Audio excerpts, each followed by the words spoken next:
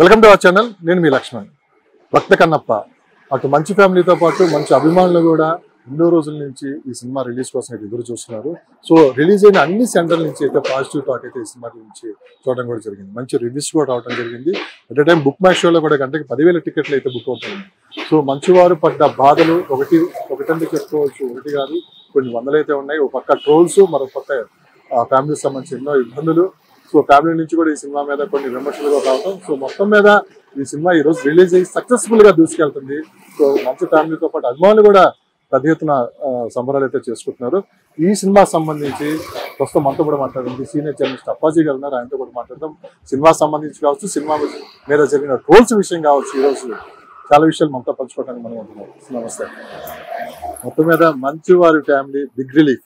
అవును, సినిమా మీద ఎంత ఫోకస్ చేశారో, ఎంత డబ్బు ఖర్చు పెట్టారు. సో దానికన్నా ముందే పాపం ఎన్ని ఇబ్బందులు పడ్డారో, ఎన్ని ట్రోల్స్ గురయ్యారో. సినిమా రిలీజ్ అయిన తర్వాత సక్సెస్ అనే మాట విన్న తర్వాత వాళ్ళ ఫ్యామిలీలో ఒక ఆనందం అయితే కనపడుతుంది. ఓవరాల్ గా సినిమా గురించి మీరు ఏమంటారు? దీని మీద విమర్శకులు మీరు ఏం చెప్తారు?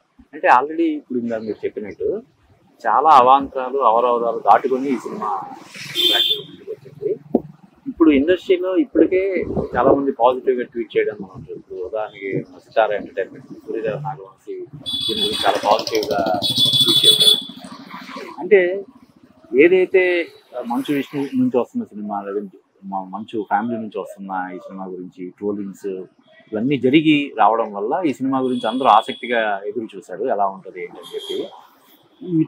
ఎవరైతే ట్రోలింగ్ ఈ సినిమా గురించి ట్రోలింగ్ చేసే వాళ్ళందరూ కూడా ఒక డిసప్పాయింట్మెంట్ లాగా ఉండే సినిమా ఇది. అంటే ఇది ట్రోలింగ్ చేయడానికి ఏం లేదు, పర్ఫార్మెన్స్ పరంగా కానీ, ప్రొడక్షన్ వాల్యూస్ పరంగా కానీ, సబ్జెక్ట్ పరంగా కానీ అన్ని రకాలుగా కూడా ఇది ఒక డీసెంట్ ఫిల్మ్ అని చెప్పొచ్చు. ప్లస్ ఇంకొకటి ఏంటంటే ఇది not only Manchu Vishnu cinema మాత్రమే ఇది మనం చూడడానికి లేదు కదా. ఎందుకంటే ఇందులో రెబల్ స్టార్ ప్రభాస్ ఉన్నాడు, అక్షయ్ కుమార్, మోహన్ లాల్, శరత్ కుమార్, కాజల్, ఇలాగంటే ఒక పాన్ ఇండియా సినిమా లాగా చేశారు. కాబట్టి ఇది అంచనాలు అంటే ఎవరైతే ఇది అంత పెద్దగా ఏమి ఉండదేమో అని చెప్పి అంచనాలతో వెళ్తారో వాళ్ళందరూ కూడా సర్ప్రైజ్ ఎలిమెంట్ లాగా ఇది ఉంటుందని చెప్పి. మోహన్ బాబు గారు పేరు చెప్పుకునే కలెక్షన్ కింగ్ అంటారు. సో మోహన్ బాబు ఇప్పుడు ఆయన కాదు, అప్పుడు ఎన్టీ రామారావు దగ్గర నుంచి ఎన్నో చూశారు. మరి పాపం గతంలో ఎన్నడూ లేని విధంగా సినిమా రిలీజ్ ముందు సో ఆయన చాలా వరకు ఆయన బయటకు చెప్పుకోలేని బాధను అయితే ఆయన వ్యక్తపరిచారు. సో మొత్తం మీద సినిమా సక్సెస్ తర్వాత మంచి వాతావరణం అయితే కనపడుతుంది. ఎందుకంటే మనోజ్ గారి ట్వీట్ కూడా ఒకటి ఇక్కడ హైలైట్ చెప్పుకోవచ్చు. ఆయన ఏమన్నారంటే, నేను అనుకున్న దాని మీద 1000 రెట్లు సినిమా బాగుందని చెప్పి ఆయన ఒక మాట మాట్లాడటం కూడా ఇక్కడ నిజంగా ఓవరాల్ గా. అంటే ఆయన భైరవం సినిమా ప్రమోషన్ మీట్ లో కూడా ఈ సినిమా సక్సెస్ అవ్వాలని చెప్పి, అంటే అప్పటి వరకు వాళ్ళ మధ్య ఏది ఇది వేస్తే పచ్చగడ్డ వేస్తే బొబ్బుకునే పరిస్థితి నుంచి కొంత పాజిటివ్ ఇది వచ్చింది. ఆయన ఈ సినిమా విజయం కావాలని నేను కోరుకుంటున్నానని చెప్పి ఆయన అన్నాడు. తర్వాత ముందు కూడా నిన్న కూడా ఈ సినిమా పెద్ద సక్సెస్ కావాలని కోరుకుంటున్నానని చెప్పి ఆయన ట్వీట్ చేశాడు. ఇప్పుడు సినిమా తర్వాత ఇండస్ట్రీలో చాలా మంది పాజిటివ్ గా రెస్పాండ్ అవుతున్నారు. ఇది మంచు ఫ్యామిలీకి ఒక పెద్ద రిలీఫ్. అంటే సినిమా సంబంధించి వివాదాలే కాకుండా వాళ్ళ ఫ్యామిలీ పరంగా ఉన్న గొడవల కారణంగా కావచ్చు, మరో రకంగా కావచ్చు, గత 1 సంవత్సర కాలంగా వాళ్ళు ఎప్పుడు వార్తల్లో ఉంటూనే వచ్చారు. ఏది నెగిటివ్గా. ఇప్పుడు ఈ సినిమాకి సంబంధించి వాళ్ళు పాజిటివ్గా రిపోర్ట్స్ రావడం, ఈ సినిమాకి పెట్టిన పెట్టుబడి ఏదైతే ఇన్వెస్ట్మెంట్ ఎంత కోట్లు ఖర్చు పెట్టి చేశారో అదంతా కూడా వెనక్కి వచ్చే అవకాశాలు పుష్కలంగా ఉండడం అనేది మంచు ఫ్యామిలీకి మంచి ఒక బిగ్ రిలీఫ్ అని మనం చెప్పచ్చు. సినిమా ఇండస్ట్రీలో సుదీర్ఘంగా 35 సంవత్సరాల అనుభవం ఉంది. మీరు చూడని సినిమా అంటూ లేదు, మీకు తెలియని లేదు. కానీ ఇక్కడ గతంలో ఎన్నడూ ఏ సినిమాకి జరిగినంత నెగిటివిటీ ఇక్కడ ఈ సినిమాకి. దీన్ని ఎలా చూడొచ్చు? అంటే సినిమా కంటెంట్ బాగుంటే చూసారా, ఎన్ని విమర్శలు వచ్చినా, ఎన్ని ట్రోల్ జరిగినా కానీ సినిమా బాగుంది అని బయటకి టాక్ రాగానే ఒక్కసారిగా వాతావరణం అంతా. అంటే ఒక రకంగా నాకేమనిపించిందంటే ఈ సినిమాకి ఇంత నెగిటివ్ టాక్ జరగడం కూడా ఓ ప్లస్ పాయింట్. ఇప్పుడు ఇది వస్తున్నటువంటి పాజిటివ్ ఫీడ్బ్యాక్ అంతా కూడా ఈ నెగిటివ్ ఇదంతా ప్రచారం జరిగి ఉండడం వల్ల ఇప్పుడు వెళ్ళిన వాళ్ళందరూ కూడా ఇంత నెగిటివ్ గా చెప్పారు కదా, ఏంటి బాగానే ఉంది కదా సినిమా అనిపించేలాగా ఉంటుంది. మామూలుగా హై ఎక్స్పెక్ట్. ఇప్పుడు ఉదాహరణకి అంతకుముందు ప్రభాస్ సినిమాలు మనం ఆది పురుష్ కావచ్చు, ఈ సినిమాలకు వెళ్ళినప్పుడు ఎందుకు డిసప్పాయింట్ అయ్యారు? ఎక్కువ ఎక్స్పెక్టేషన్స్ ఉండడం వల్ల. దీనికి ఎక్కువ నెగిటివ్ టాక్ స్ప్రెడ్ అయి ఉండడం, రకరకాల వివాదాలు ఇవన్నీ ఉండడం వల్ల ఈ సినిమా మీద ఎక్స్పెక్టేషన్స్ కొంచెం తగ్గి ఉండడం అనేది ఈ సినిమాకి ప్లస్ అని నేను చెప్పొచ్చు. అంచనాలకు మించి, అందువల్లే అంచనాలకు మించి ఉందని చెప్పి మన మోహన్ బాబు గారు కావచ్చు, విష్ణు గారు కావచ్చు, వాళ్ళు తీసుకున్న డేరింగ్ స్టెప్స్ అంటే ప్రభాస్ గారు పాన్ ఇండియా స్టార్ ని ఒప్పించడం, మోహన్ లాల్ గారు కావచ్చు, సో ఇంత పెద్ద టీమ్ ని ఒక తాటిపై తీసుకుని వచ్చి సో ఈ సినిమా సక్సెస్ కూడా ఇది ఒక ప్రధాన కారణం. సో పాత్రలు పక్కన పెడితే ముందు ఒక తాటిపై మీరు అన్నట్టు ఈ ప్రాజెక్ట్ లోకి ప్రభాసం తీసుకురావడమే మంచు విష్ణు లేదంటే మంచు మోహన్ బాబు గారు సాధించిన విజయం, మొదటి విజయంగా మనం చెప్పచ్చు. ఎప్పుడైతే ప్రభాస్ ఈ ప్రాజెక్ట్ లోకి రావడం జరిగిందో అప్పుడే వాళ్ళు సక్సెస్ అయ్యారు. ఇప్పుడు ఎందుకంటే ఈ సినిమాలో one of the major highlights ఏంటంటే ప్రభాస్ ఎపిసోడ్. నాస్తికుడిగా ఉన్నటువంటి కిరణుడు భక్తుడిగా, కన్నప్పగా శివభక్తుడిగా మారడం, ఏదైతే ఆ ట్రాన్స్ఫర్మేషన్ ఉంటుందో దానికి కీలకంగా మారే ఒక ఎపిసోడ్ ప్రభాస్.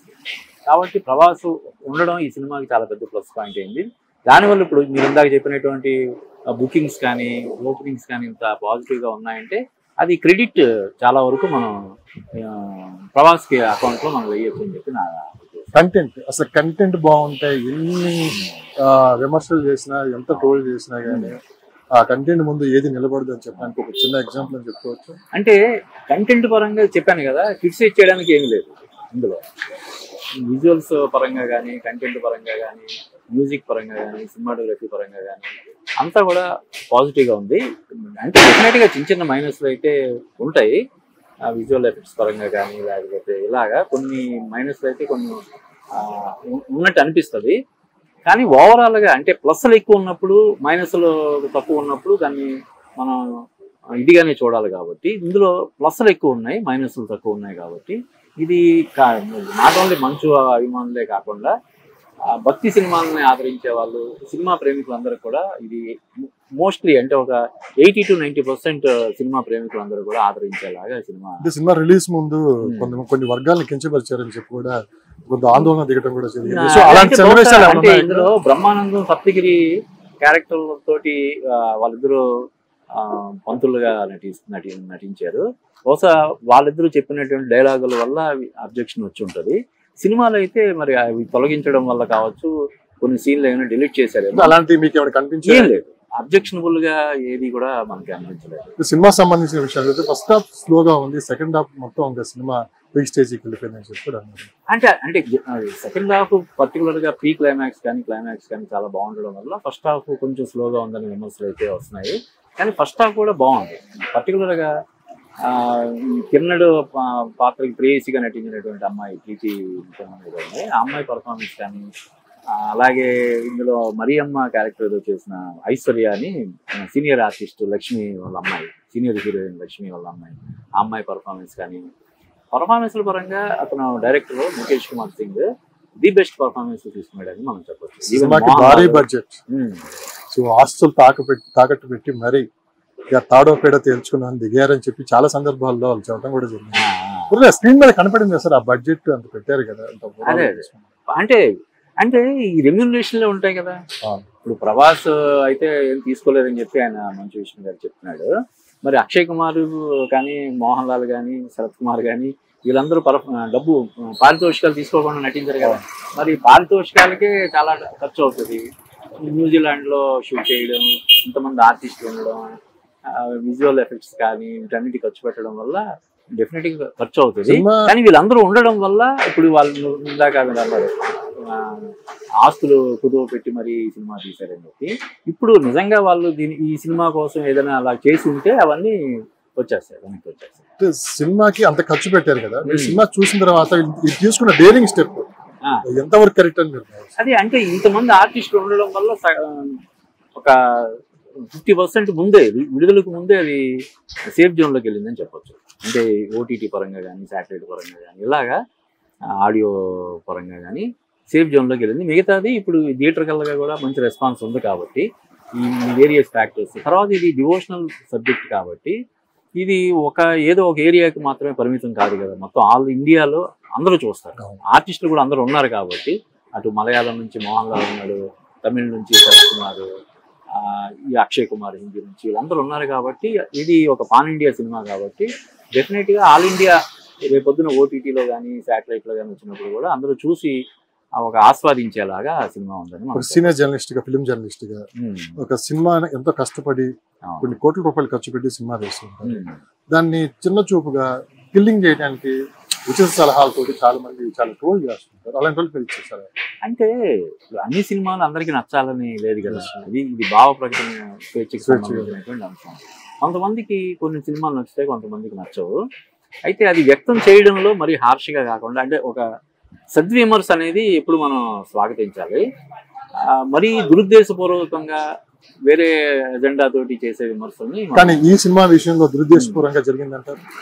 అలాని కాదు, కొంత డెఫినెట్ గా ట్రోలింగ్ అనేది ఓవర్ ది బోర్డ్ అయ్యిందని మనం చెప్పచ్చు. సో ఈ రోజు ప్రధాన హైలైట్ ఏఎంబి మాల్ లో విజయమ్మ గారు వచ్చి సినిమా చూస్తాం. విజయమ్మ గారు. ఓకే. సో ఇలాంటి సినిమాలు విజయమ్మ గారు చూస్తారా అని చెప్పి కూడా కొన్ని అదే అంటే ఆవిడ రిలీజియన్ పరంగా కొంత చర్చ జరిగి ఉంటుంది. కానీ ఇక్కడ మనం చూడాల్సింది ఏంటంటే మరి family member Manchu Vishnu wife తనకి బంధువు కదా, పెద్దమ్మ అవుతారు ఆవిడ. కాబట్టి ఆ ఉద్దేశం, ఆ బంధుత్వం దృష్ట్యా కూడా ఆమె వచ్చి చూసుండొచ్చు. ప్లస్ ఇంకొకటి ఏంటంటే ఒక సినిమాని మనం ఆస్వాదించడానికి రిలీజియన్ సంబంధం ఉండదు కదా. బయట ఇది కూడా కరుణామయుడు సినిమాని కేవలం క్రిస్టియన్స్ మాత్రమే చూస్తే ఆ రోజుల్లో అంత పెద్ద విజయం సాధించదు కదా. అందరూ చూస్తేనే అవుతుంది కదా. కాబట్టి అంటే మైనారిటీ అయినటువంటి క్రిస్టియన్స్ మాత్రమే చూస్తే ఆ సినిమా అంత పెద్ద సక్సెస్ అవ్వదు కదా. అందరూ చూస్తారు. ఒక సినిమా బాగుందంటే రిలీజియన్కి దీనికి సంబంధం లేకుండా అందరూ చూస్తారు. కాబట్టి ఈ సినిమా అంటే వాళ్ళని ఆశీర్వదించడం కోసం, వాళ్ళని ఎంకరేజ్ చేయడం కోసం ఆవిడ వచ్చి చూస్తుంటారు. ఫైనల్ గా మంచు వారి ఫ్యామిలీని మీరు చూసింది వేరు, చూస్తుంది వేరు. ఈ సినిమా తర్వాత అసలు ఎలాంటి మార్పులు రావు? అంటే కొన్ని పాజిటివ్, ఈ సినిమా పాజిటివ్ ఇది ఉంది కాబట్టి వాళ్ళలో కూడా, అంటే పాజిటివ్ అంటే ఈ ప్రతి ఫ్యామిలీలో ఉండే చిన్న చిన్న గొడవలే వాళ్ళ దాంట్లో కూడా ఉన్నాయి.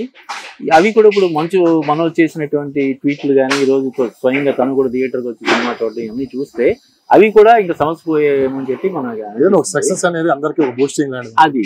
కాబట్టి ఈ సక్సెస్ తోటి మరిన్ని మంచి సినిమాలు తీయడానికి వాళ్ళు పూనుకుంటారు. ఓవరాల్ గా మీరు రేటింగ్ ఎంత ఇస్తారు దీనికి? హ్యాపీగా 3/5. ప్రేక్షకులకి కేవలం మంచు విష్ణు అభిమానులే కాకుండా సినిమా అభిమానులందరూ కూడా చూసి ఆస్వాదించే ఒక మంచి సినిమాగా దీన్ని. Thank you sir. Thank you so much.